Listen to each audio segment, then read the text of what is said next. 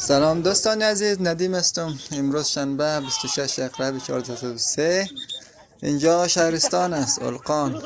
بازی جذاب فاینال بین سرخپوشان حکمت کتوت و تیم ملی جنبش خوجچاشت. بازی به فنالتی کشیده شده و اولین ضربه است تیم حکمت کتوت.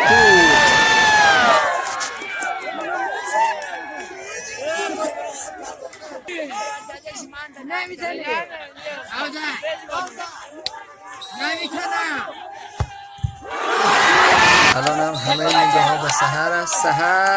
سحر گل. و حالا نوبت به سردار خاوری میرسه. سردار گل. دوستا یادآور بشم این که شما این بازی را از پیج جوانان بندستین. بازی در بین نیمه اول دوم به تساوی 1-1 به پایان رسید. دوستا لطفاً پیج جوانان رو سابسکرایب کنید، زنگ رو فشار دیم تا ویدیوهای بعدی را با خبر بشین.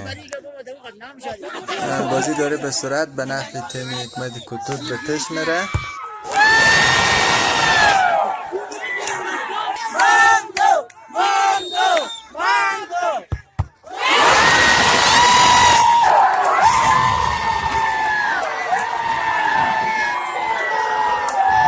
اینجا آخرین ضربه است تیم حکمت کتوت.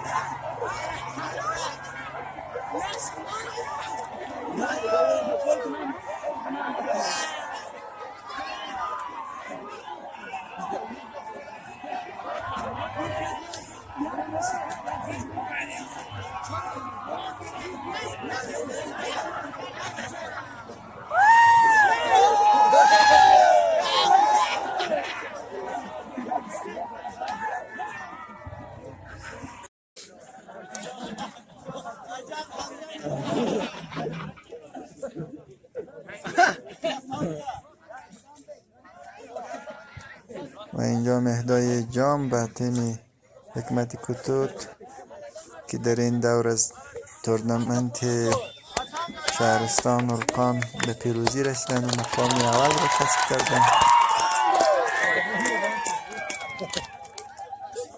حالا هم جشن پیروزی بخش حامیان تیم کتوت را میبینیم. لذت ببرین و دوستان خوش.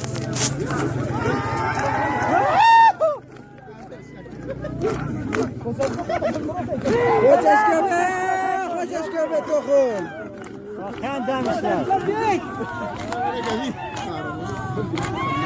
واقعا افتخار بوده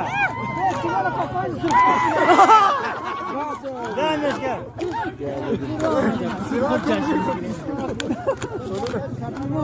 نه کاش ارزش